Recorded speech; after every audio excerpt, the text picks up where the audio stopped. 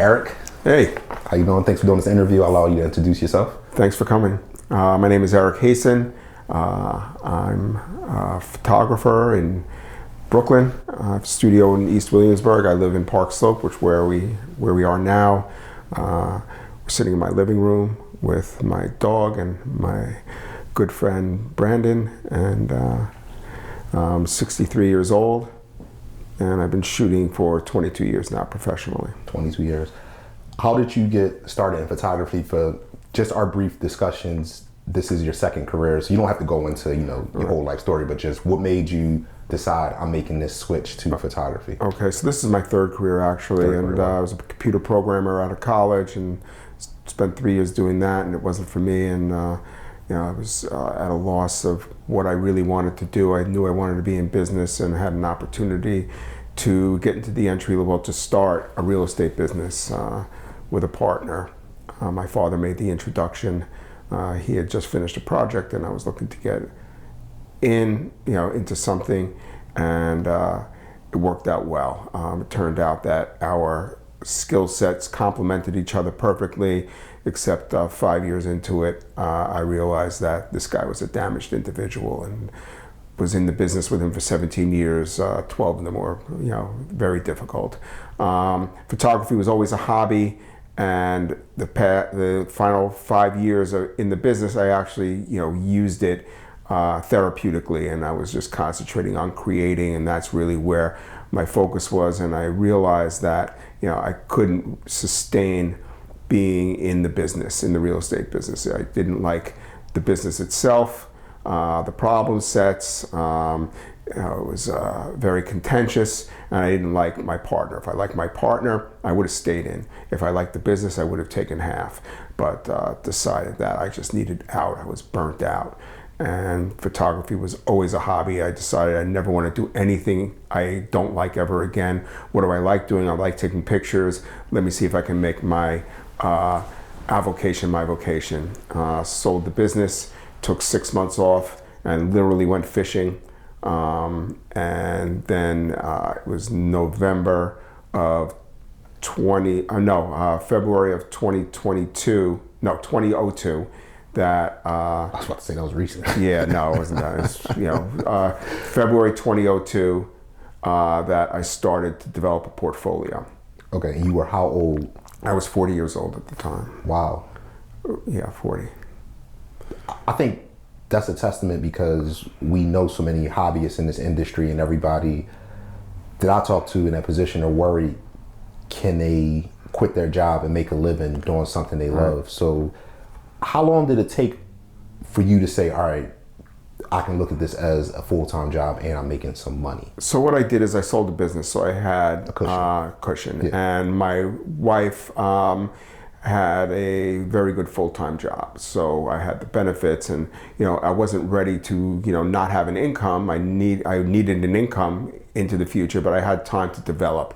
So I gave myself 5 years unconditionally in order to develop a portfolio and then evaluate if it's working. Mm-hmm. And 5 years came and went, and I was making money, but not a living. Year 6, I realized, well, I'm not making the real estate money, but I'm making enough in order to sustain, what I'm doing, and to, say, well, this is a job. It's not just a hobby. That's good. Yeah. What made you concentrate on fashion? Did you try many other genres before you settled into the fashion space? So when I was shooting personally, I was doing personal art, and I thought to myself, well, why would anyone want to do anything other than shoot their own artwork? And then when I decided that I wanted to be a commercial photographer, I was going to focus on lifestyle, and I knew I had to develop a portfolio. So I went into a modeling agency, and it was very funny. They set up an appointment for me at the same time they had an open call. So I walk in, and it's packed. The waiting room is packed, and there's a glass wall, and I see it's all young kids, and I'm a short 40-year-old guy, and I see the agents behind the glass pointing at me with a clipboard in front of their mouths, and I knew they were talking about me. I knew exactly what was happening, and they were like, "Can I help you?" And I was like, "Yeah, I have an appointment with," I forgot the guy's name, and I'm a photographer, and they started laughing. They thought I was a wannabe model. Anyway, so I met with them, and I told them I wanted to develop a lifestyle portfolio, and they were like, yeah, sure, no problem, but if you want to test our models, we need fashion and beauty from you. So I was like, okay, I can do fashion and beauty for you and lifestyle for me. And then what I realized is that I enjoyed shooting fashion and beauty. I liked I didn't know anything about it, but I liked doing it. I liked the collaboration. It was just enjoyable for me. Also, it's easier to identify who your clients are. There are apparel companies and they're beauty companies. They make clothing, hair products, makeup, nails, skincare, as opposed to lifestyle. It's mostly agencies. And it's very, back then we were shooting film, and it's very difficult to develop a portfolio and to break into the agency world as a new photographer. So I started testing fashion and beauty.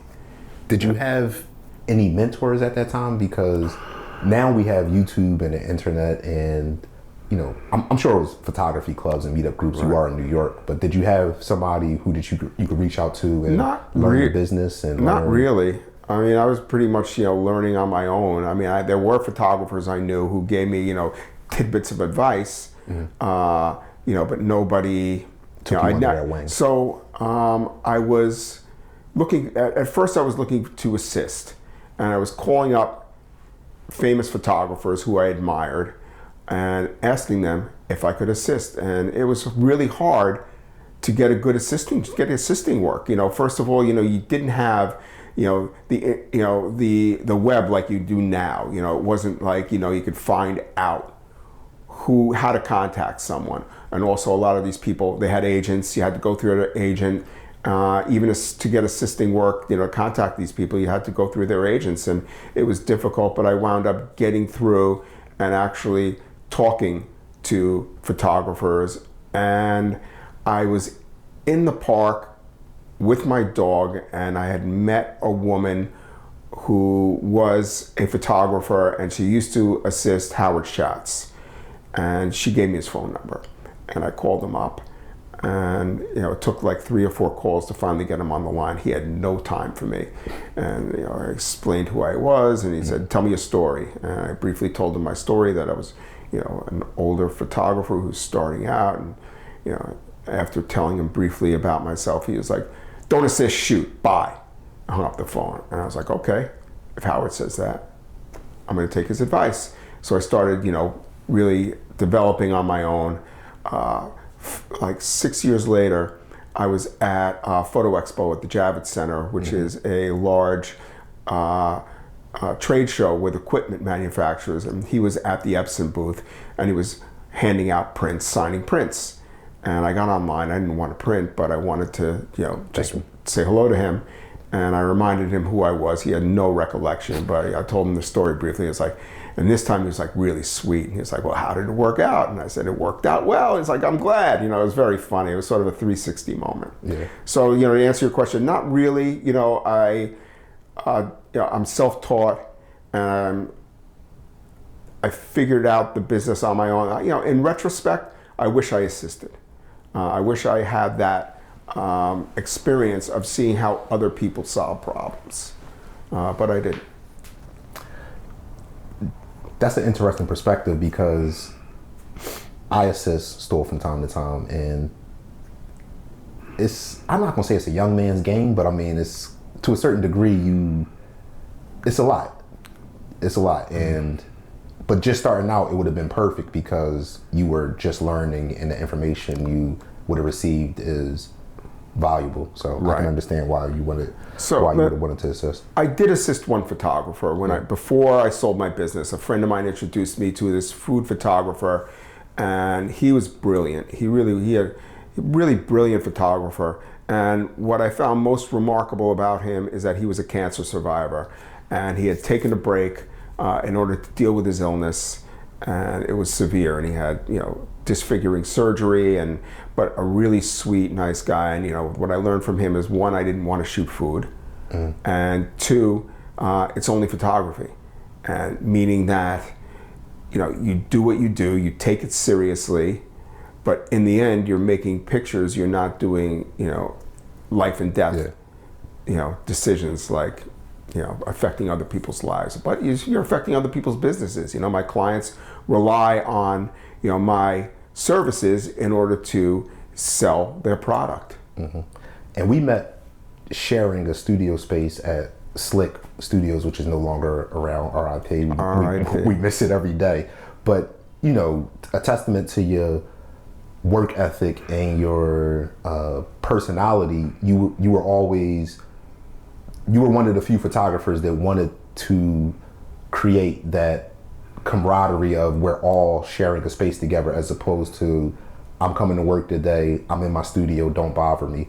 And we always talk, and I think that's what made us bond. But then also, every time I shot, you were in there with a full team, you were in there with a client, you were a hard worker. Where did that work ethic come from? Was that just a real estate hustle, or? No, that came from when I was a child. I mean, Okay. it was, school I wasn't that.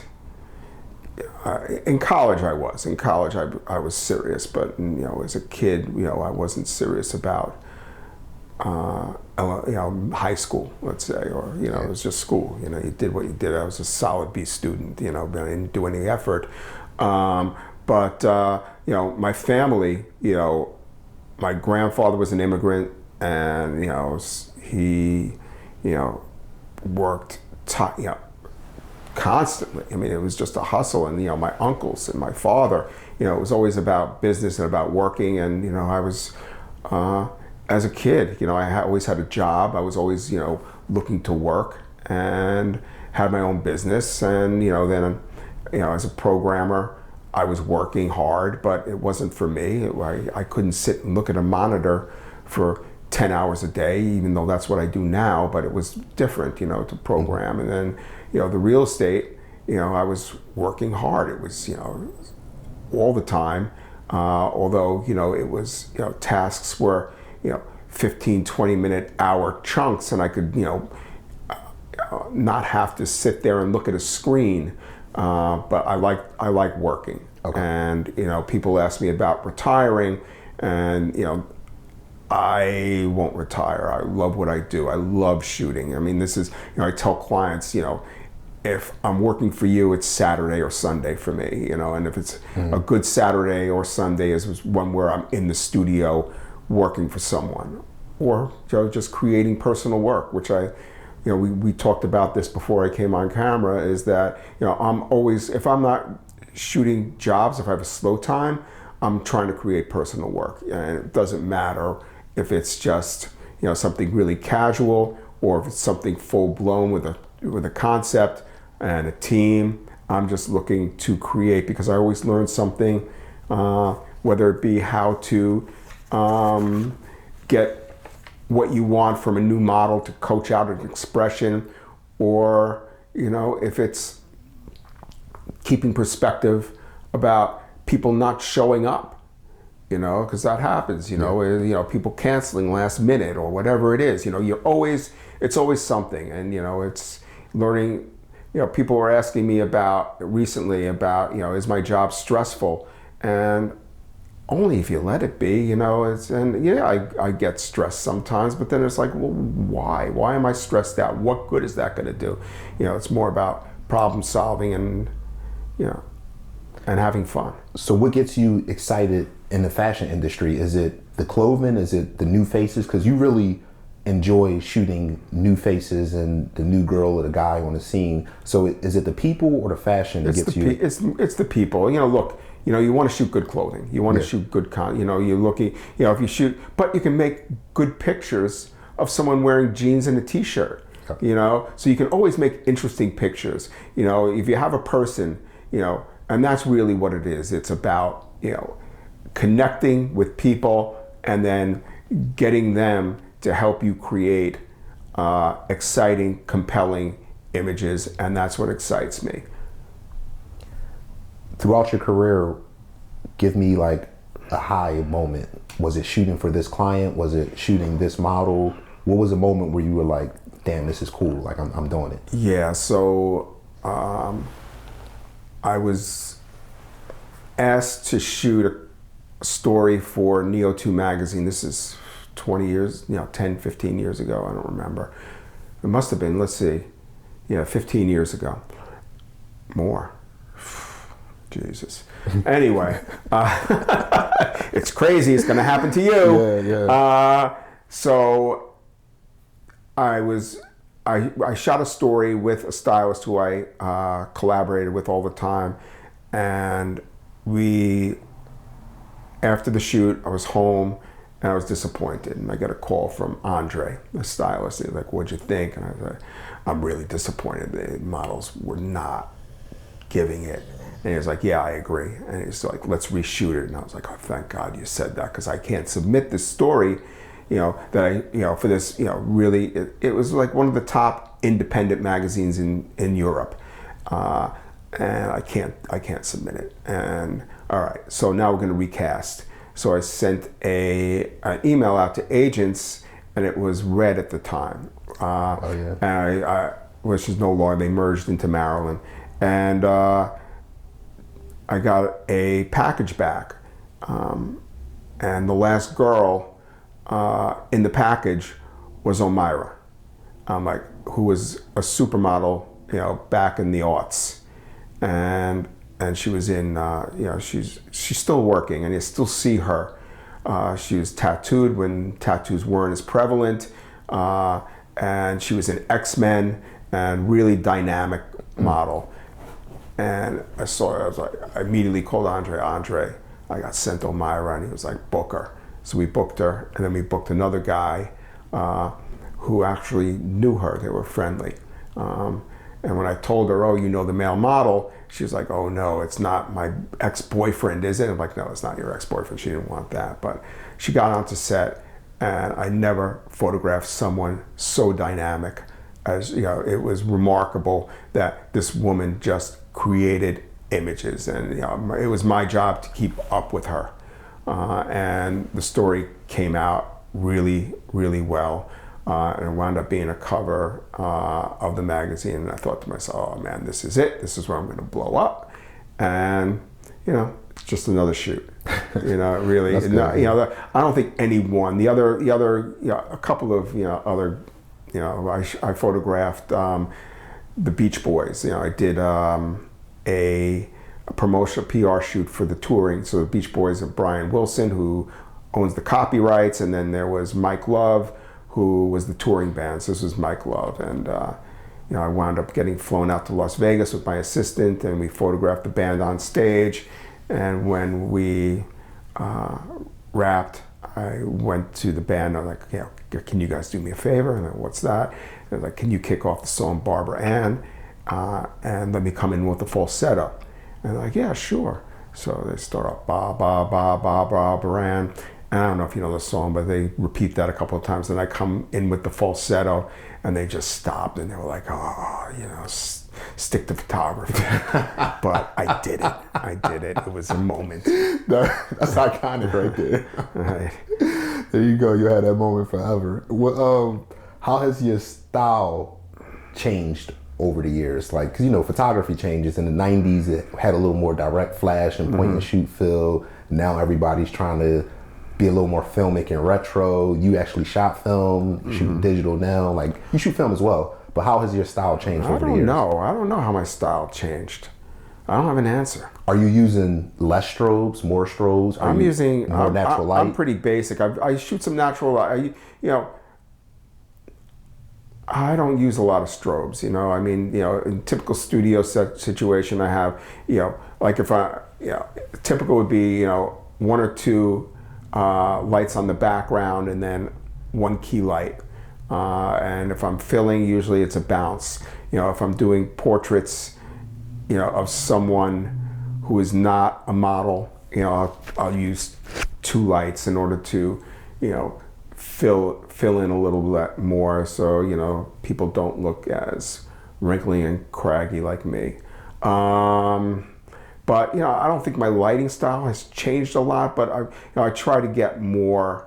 I try to push myself with direction, direction of model, and then I like shooting location, and on location. Outside, I would prefer not to use any fill, just to, use the natural light and work with that. But I will, especially for commercial jobs, I'll take light into fill.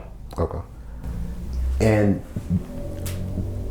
models have changed over the years as well. And I experienced that firsthand, where I kind of was attracted to a certain female and a certain guy. Like, the guys are very chiseled, think like old Polo, and the cologne adds that strong jawline. Mm-hmm. And now the guys are changing a bit. How was that adjustment for you? Because sometimes I'm looking at a package and I pick the wrong model, and the stylist is like, hey, look, you should really look at this girl. Like, she's kind of a little more current. This is where things are going. And I make the adjustment, and it turns out the model was great. And I'm like, damn, wow, this is something I wouldn't have thought of. Have you experienced that at all? I've always liked interesting looking people. Okay. And, they're kids, it's, I have clients, oh, don't you know any models? Don't you have any friends who are models? Like, not really, I'm old enough to be their grandparents, so I don't, but I like interesting looking people, like people with, where they look like they can tell a story. Okay. And look, there are times for beauty, where I need someone who is a beauty model, and it's very different than someone who's more editorial, where I'll shoot beauty with very editorial looking models, and doesn't work. It does work. It can work. Okay. It depends. It depends on what you're looking for, and it may not work for one client, but it works for someone else. And again, I like people who can get outside themselves, who can sort of get into the moment, who can help create an image. And that's what I'll tell models who are new. It's like, look, we're collaborating here. We need to tell a story together, and it's going to be your story. What are your goals for 2025? To market myself, to get additional clients, just to push my outreach. And also, I always try to shoot for, get new clients, and, basically that, and create exciting work. At the beginning of the interview, you mentioned your age. What challenges do you face now in photography at 63? Okay, so let me first start off about talking about the challenges I faced when I was 40. I had no community in the industry. If you start off when you're in your 20s out of art school, you start assisting, you go to the parties, and you're on set, and you meet young people, and you meet the makeup artist assistant, and you meet the assistant stylist, and you meet the assistant editor, and you're out partying, and you're meeting young people. And then as you mature, you have those connections. And I'm coming in, and I'm now trying to compete with people who have the connections, who are out with the assistant editor, who's now the editor, who used to party with another photographer, who made sure she got home okay when she was a little bit drunk or whatever. I'm just giving one example. That's a great example. And so it was about making connections with people. And then as I progressed, look, it took me a while to start getting clients, and I started getting clients. I was amazed that people were paying me to take pictures, and then it's now just I don't think about age. It's like that's not. It's about staying focused and keeping current. I guess it was 4 or 5 years ago. 4 years ago. I was told by some digital marketing people. I asked them, what do I need to do in order to stay, current, in order to improve my digital marketing? And they're like, are you on TikTok? I'm like, no, I'm not on TikTok. That's for, girls making videos of themselves dancing. And like, oh no, my friend, brands are on TikTok. So okay, I started making TikTok videos, and it really wasn't the platform for me, but I was doing it, and I had some videos go viral. Oh. And my wife was, I was working on a video, and my wife was, how many 59-year-old photographers are making TikTok videos? And I looked at her and said, how many 59-year-old photographers are still working? And that's it. You need to stay current. And I was sharing a studio, it was before Slick, with two guys who were still life photographers. They had this huge studio in West Chelsea, in the West 20s by like 10th, 11th Avenue by the High Line. It was beautiful. It was above a Zwerner gallery, which was amazing because I would have clients meet me in my studio, and then afterwards I was like, oh, you know what? Let's go pop downstairs and look at some art. And it was perfect. I mean, people thought it was the coolest thing. It was the coolest thing. These guys, they took me on, and they took on a bunch of other photographers, working photographers, because they weren't working in the same way. They couldn't pay the bills. And, ever since I came in, at first it was, film, and you had to start, really, and it's tough. Film was difficult. In order to become a photographer, and develop a portfolio, it was really, really expensive. And I could spend an hour talking about those challenges. But then these guys developed, in the film realm, and they were craftsmen, and they were great. And then digital came, and now a 15-year-old kid can pick up his mom's DSLR and create a portfolio that's way cooler than mine, because their friends, they go out and they skateboard and they make out and they drink and they do parkour or whatever kids do. They go have pizza, and my friends, we go out to dinner, we go home, and we go to sleep. I mean, and that's not totally true. I'll go see some music or whatever, but you get the idea. And what it is about staying current and then not competing against these people. That I'm not going to, compete against these kids.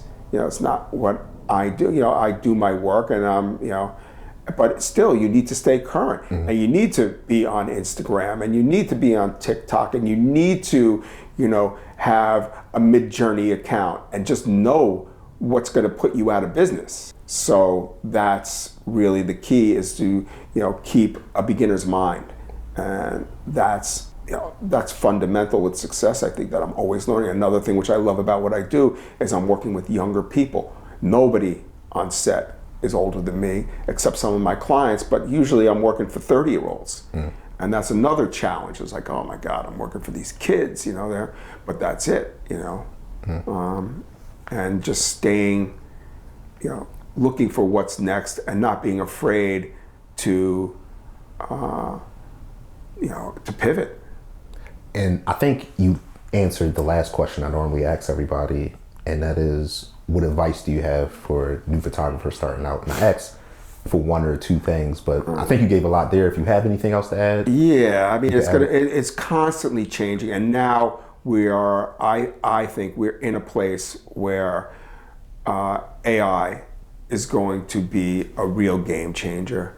That if you don't have a Mid-Journey account, get one, and just put in some prompts and see what it generates. And it's really crazy, and it's hard to get exactly what you want, but this is nascent technology, and it's going to be a fundamental game changer with everything, not just photography, medicine, law, everything.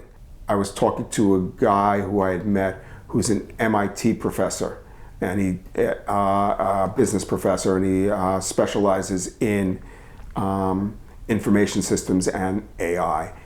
And I was asking him about the photo industry specifically. It's like, oh, well, what's going to happen is, jobs will change, just like they did always. Every time new technology comes in, look at the music industry. I mean, look at, in business, I was a business major, and they talked about buggy whips, and that, there were people manufacturing buggy whips for horses, and the car came, and then the buggy whip was, archaic. Well, I think photographers are going to be buggy whips, and this guy was saying, oh, they're going to be prompt artists. What's a prompt artist? Someone who's entering prompts into Mid-Journey. They're creative directors, and you have to really think of yourself not only as a photographer but a creative director, and stay on top of what the technology is and change. And I hope that photo schools, photo programs are stressing this, with the young photographers because, digital changed everything. And, this, the whole paradigm of social media that campaigns don't have the same longevity that they did back then. That people would shoot a campaign that would be running in traditional media for 6 months or a year. And now it's, 10 seconds that someone's looking at something if you're lucky. You're scrolling and, it's like, you see an image and, it has to be memorable in, a second, max. It's, and that's how you have to think. And this really is where those old school photographers who were so talented, they really were. I mean, one guy, he made luggage wheels look sexy, really, superb. And the other guy did splashes. This Japanese photographer did splashes, and he was, brilliant. But, they closed their studio because they couldn't maintain. They could not maintain. All right. Thank you for chatting. That's great advice. All right. Thank you, man. All right.